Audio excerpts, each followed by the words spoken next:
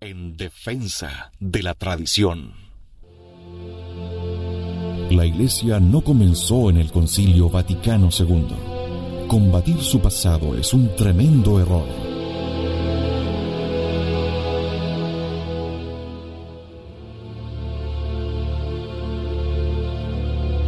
En defensa de la tradición, nos dedicamos a demostrar el terrible daño que ha producido el abandono de la tradición de la Iglesia.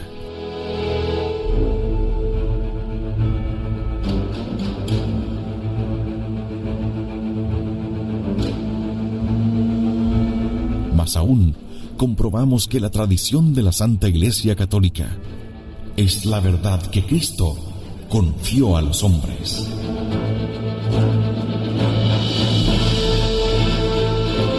En defensa de la tradición.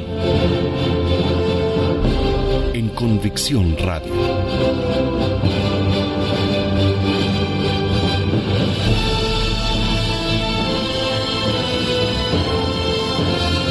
Convicción en la única verdad.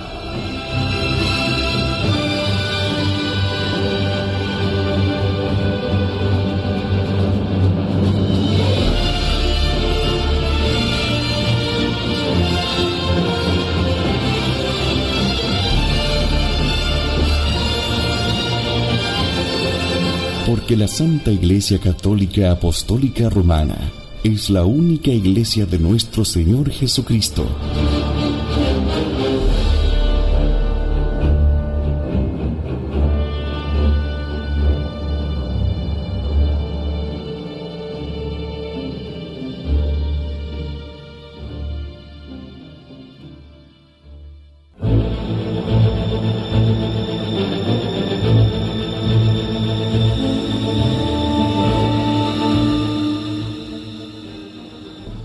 Queridos amigos de Convicción Radio, estamos en defensa de la tradición, este programa dedicado a analizar los diversos aspectos que tienen que ver con el ataque a la doctrina de la Iglesia Católica, a la Iglesia misma, y los argumentos para ir en su defensa, de tal forma de que podamos en todo lugar y en todo momento plantear la verdad de siempre, de nuestro Señor Jesucristo, la verdad de la revelación y de la tradición católica.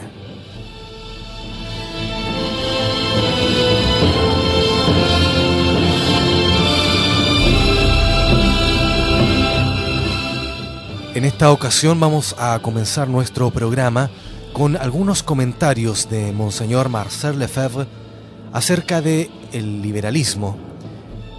Él comenta algunas afirmaciones del padre Roussel de su libro Liberalismo y Catolicismo, publicado en el año 1926. Son diversas observaciones muy concretas que describen muy bien al liberalismo y que Monseñor Lefebvre realiza sus propios comentarios. La independencia de la conciencia en relación a la regla objetiva a la ley, es decir, la conciencia se erige ella misma como regla suprema de la moralidad. Dice Monseñor Lefebvre, la ley, según el liberal, limita la libertad y le impone una coacción primeramente moral, es decir, la obligación, y en segundo lugar, física, es decir, la sanción. La ley y sus coacciones se oponen a la dignidad humana y a la dignidad de la conciencia. El liberal confunde libertad y licencia. Ahora bien, nuestro Señor Jesucristo, por ser el Verbo de Dios, es la ley viviente. Se ve entonces, una vez más, cuán profunda es la oposición del liberal a nuestro Señor. Otro punto, comillas, la independencia de las fuerzas anárquicas del sentimiento en relación a la razón. Es uno de los caracteres del romanticismo, enemigo de la supremacía de la razón. Comenta Monseñor, el romántico se complace en crear y manejar slogans, condena la violencia, la superstición, el fanatismo, el integrismo, el racismo, solo en la medida en que estos términos despiertan la imaginación y las pasiones humanas y con el mismo espíritu se hace apóstol de la paz, de la libertad, de la tolerancia y del pluralismo. Otra aseveración, comillas, la independencia del cuerpo en relación al alma, de la animalidad en relación a la razón. Es la inversión radical de los valores humanos. Se exaltará la sexualidad, se la sacralizará, se invertirán los dos fines del matrimonio, es decir, procreación y educación por una parte, sedación de la concupiscencia por otra, fijándole como fin primario el placer carnal, la realización de los dos cónyuges o de los dos convivientes. Es la destrucción del matrimonio y de la familia, sin hablar de las aberraciones que transforman el santuario del matrimonio en un laboratorio biológico o que reducen el niño todavía no nacido a un material fructuoso de cosmética.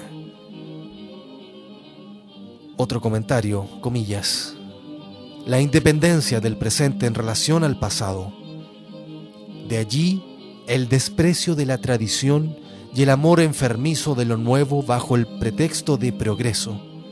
Es una de las causas que San Pío X asigna al modernismo. Decía San Pío X, nos parece que las causas remotas pueden ser reducidas a dos, la curiosidad y el orgullo. La curiosidad, que no ha sido sabiamente ordenada, explica suficientemente todos los errores. Tal es la opinión de nuestro predecesor Gregorio XVI. Es un espectáculo lamentable ver hasta dónde llegan las divagaciones de la razón humana una vez que se ha cedido al espíritu de novedad.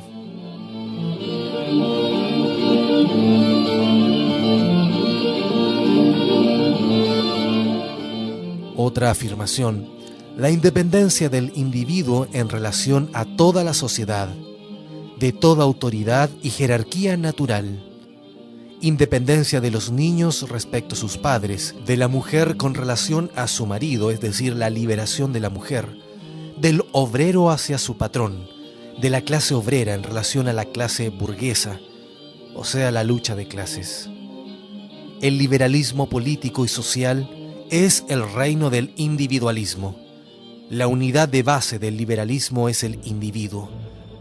Este es considerado como un sujeto absoluto de derechos, los derechos del hombre, sin referencia alguna a los deberes que le ligan a su creador, a sus superiores o a sus semejantes, y particularmente sin referencia a los derechos de Dios. El liberalismo hace desaparecer todas las jerarquías sociales naturales y haciéndolo deja finalmente al individuo solo y sin defensa en relación a la masa, de la cual no es más que un elemento intercambiable y que acaba por absorberle totalmente.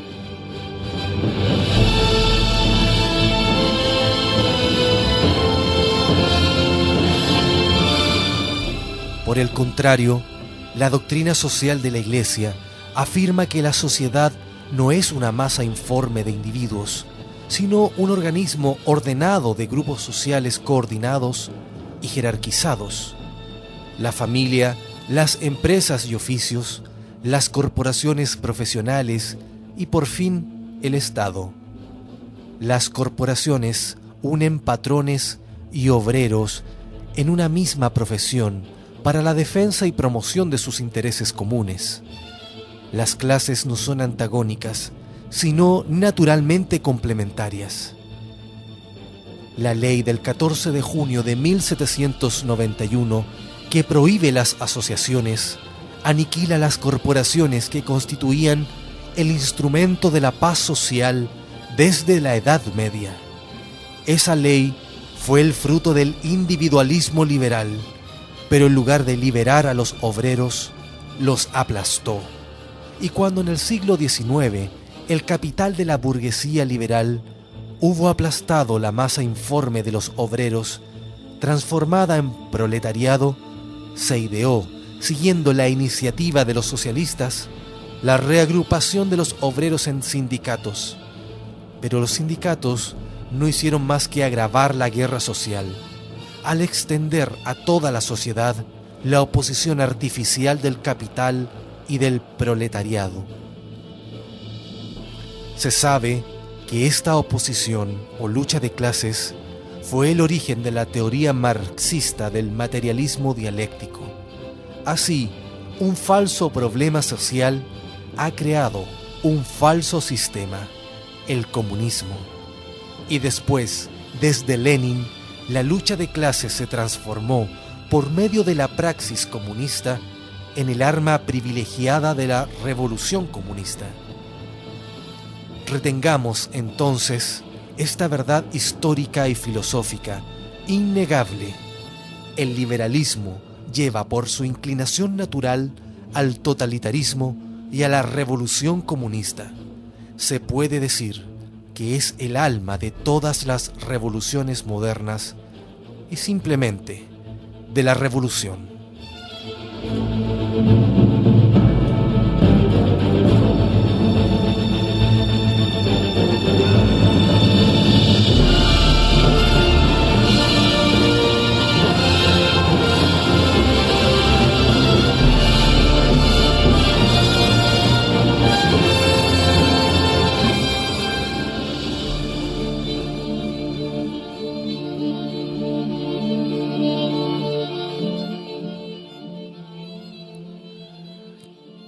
Excelente descripción de la realidad de lo que es el liberalismo. Y en esto tiene mucho que ver Emmanuel Kant, al igual que en el socialismo marxista. Es un mismo cuño para dos aberraciones. Y lo hemos estado estudiando en estos últimos capítulos de En Defensa de la Tradición. Continuamos entonces con el análisis del pensamiento de Emmanuel Kant.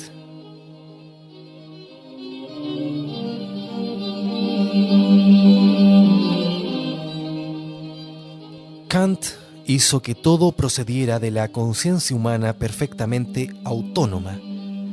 ¿Cómo pasar de ese fundamento estático a la revolución de las ideas? Había que agregar un elemento dinámico.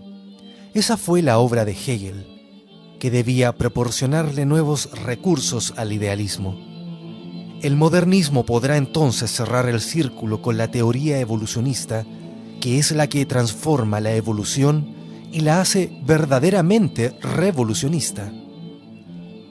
El evolucionismo radical es el punto capital del sistema modernista, por el cual los modernos justifican su revolución, que se extiende desde la filosofía hasta el dogma, la moral, la historia y la exégesis bíblica.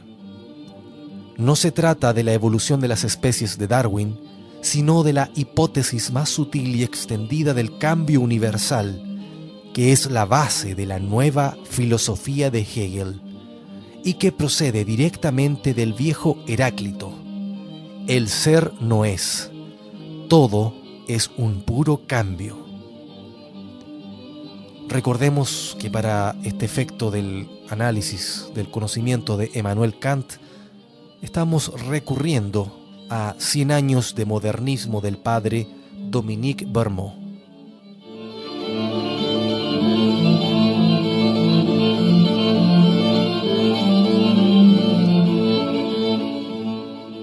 Hegel no es un autor fácil de leer. En Alemania solo se toma en serio a un filósofo cuando es oscuro. Sin embargo, aunque su estilo es más denso que el de su compatriota, Hegel tiene sobre Kant la gran ventaja de presentar principios claros, porque según él, lo racional es lo real y lo real es lo racional. O en otras palabras, el pensamiento es la realidad. La filosofía se define como el saber absoluto, la ciencia que Dios tiene de sí mismo y de todas las cosas. La obra filosófica de Hegel consiste en construir y encadenar metódicamente los conceptos para captar el proceso de degeneración del universo. Los conceptos, aunque para él los conceptos son las cosas, se encadenan por medio del método dialéctico, que supera las contradicciones, haciendo progresar el pensamiento hacia las ideas superiores. toda su lógica, con la que pretende describir el universo bien ordenado según su sistema, es un verdadero vals de conceptos que funciona en 3 tiempos: tesis, antítesis y síntesis.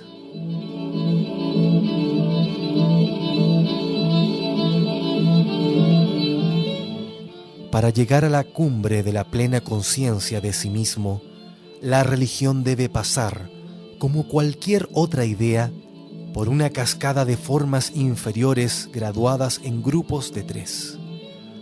La religión naturalista de Oriente de un Dios impersonal, llámese magia, budismo, zoroastrismo; la religión del Dios individual y espiritual, judía, griega, romana o utilitaria, que se fusionan para producir el cristianismo, religión de un Dios infinito unido a la humanidad finita, también con su tríada: encarnación, pasión, historia de la Iglesia, todo lo cual se unifica en la Santísima Trinidad.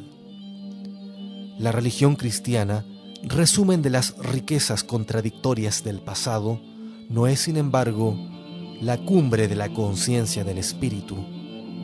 De este modo, la historia de las religiones muestra la evolución de las creencias primitivas inferiores hacia las religiones superiores, que las reúnen en una síntesis más rica para desembocar en la filosofía hegeliana, pináculo de la religión de la razón. Hay que subrayar algunos puntos de ese gigantesco palacio de ideas. Según Hegel, Dios, a quien llama el absoluto, no existe aún, sino que solo existirá al término de su propia evolución. En efecto, antes de ser plenamente Él mismo como término final, el absoluto es el proceso de generación del universo y por eso forma parte integrante del universo y de todo espíritu. Además, todo lo que procede de otra cosa es necesariamente superior a lo que lo precede. Este es uno de los postulados modernistas de la historia necesariamente progresiva, un dogma muy práctico porque permite tirar a la basura las creencias anteriores por el mero hecho de ser anteriores, ya que por principio todo lo anterior es inferior. Para Hegel, el hombre se hace divino poco a poco por sus propias fuerzas. Pasa del conocimiento sensible al conocimiento inteligible para concluir en la conciencia absoluta divina. Este movimiento ininterrumpido hacia la divinización de las criaturas, tesis panteísta por excelencia, es un dogma constante entre los modernistas radicales, particularmente en Teilhard de Chardin y Karl Rahner. Rahner recupera por su cuenta la tesis hegeliana de que el concepto de Dios y Dios mismo es la proyección de la conciencia humana. En vez de existir antes que el hombre, Dios es fruto del espíritu humano. Como se ve, la fe de Hegel pretende mover muchas montañas, pero creer que los propios conceptos son la medida del mundo es divinizar al hombre y rebajar a Dios. En el fondo, el hegelianismo es un panteísmo ateo en el cual la pura materia parte del ser nada, que por la ley de los contrarios logra transformarse progresivamente en el cerebro humano. Una vez llegado ahí el hombre, reflexionando sobre sí mismo, toma conciencia de su divinidad sin tenerla aún, puesto que solo es un Deus in fieri, un Dios en potencia, un Dios que aún no lo es y que jamás podrá llegar a serlo. Nunca se había formulado el panteísmo con tanto rigor.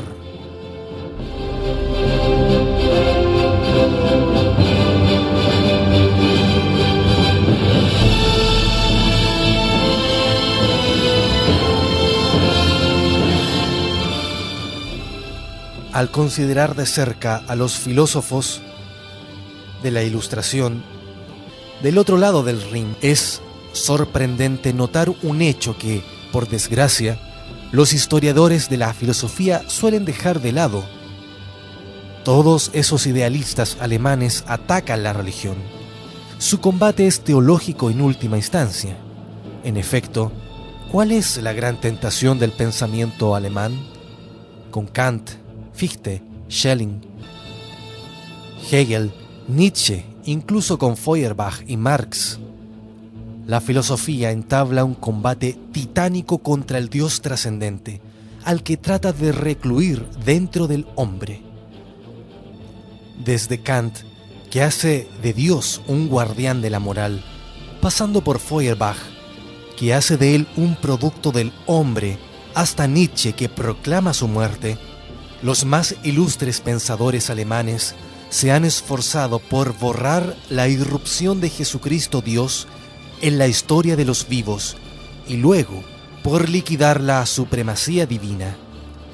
Estos supuestos filósofos son abiertamente ignorantistas y egologistas.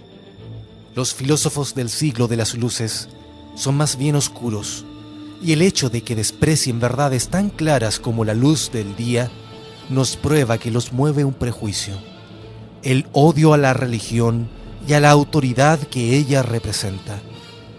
Mantener un prejuicio naturalista como ese se paga caro, pues hay que sacrificarle la razón y su objeto, es decir, la verdad. Se parecen a los alquimistas de la Edad Media que pretendían convertir sus metales en oro por medio de la piedra filosofal. Del mismo modo, nuestros filósofos modernos pretenden transformar la naturaleza de Dios y de la religión por medio de la última piedra filosofal disponible hasta el momento, la piedra ignorantista y egologista. Atacan al Dios de sus padres para sustituirlo por un Dios hecho en casa, a la medida del yo-ego, principio y fin de todo.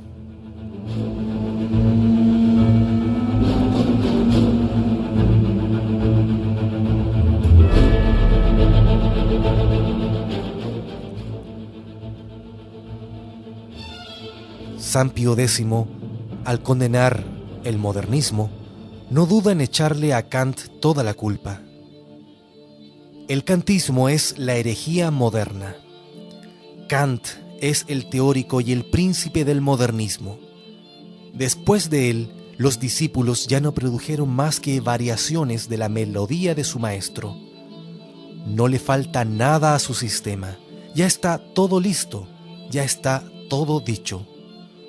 Sus sucesores, Strauss en Sagrada Escritura y Schleiermacher en Teología, no harán más que explotar las ideas emitidas por su maestro. El dúo Kant-Hegel marca un acorde final en la sintonía modernista, punto de encuentro de sus principios fundamentales. Esos filósofos defienden todos los principios de los que brota la religión del hombre, en la que la revelación es producto de la imaginación y de la conciencia del creyente. Con semejantes principios, estamos ya en el corazón del modernismo.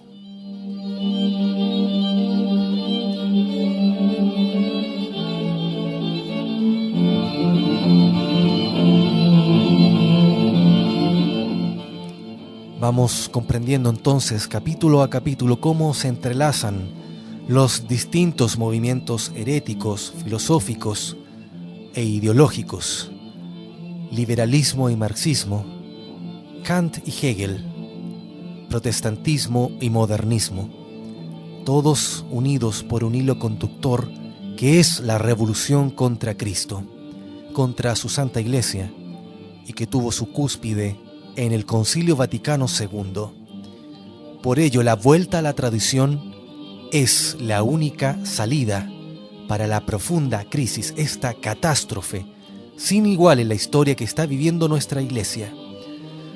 Estamos en manos de la providencia y para ello debemos rezar mucho y hacer uso de aquella arma celestial, arma de guerra entregada por nuestra Santísima Madre, el Santo Rosario. Usémoslo, recemos con él para alcanzar la liberación y exaltación de la Santa Madre Iglesia. Muchas gracias. Que Dios nos bendiga a todos.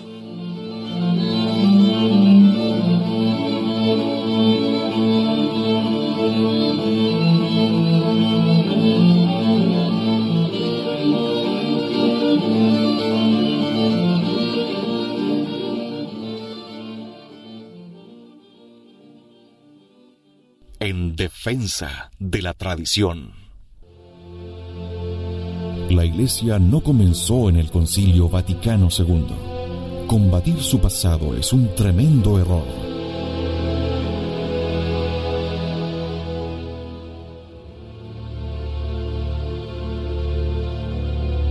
En defensa de la tradición, nos dedicamos a demostrar el terrible daño que ha producido el abandono de la tradición de la Iglesia.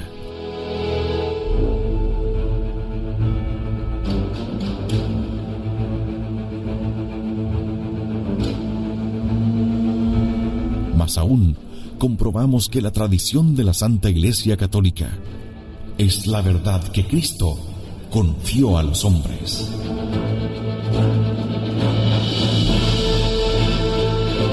En defensa de la tradición. En Convicción Radio.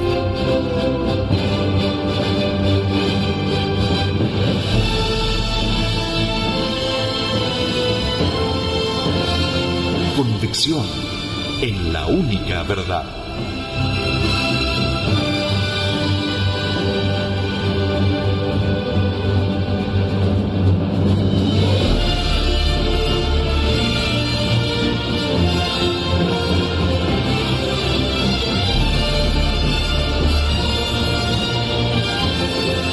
Porque la Santa Iglesia Católica Apostólica Romana es la única iglesia de nuestro Señor Jesucristo.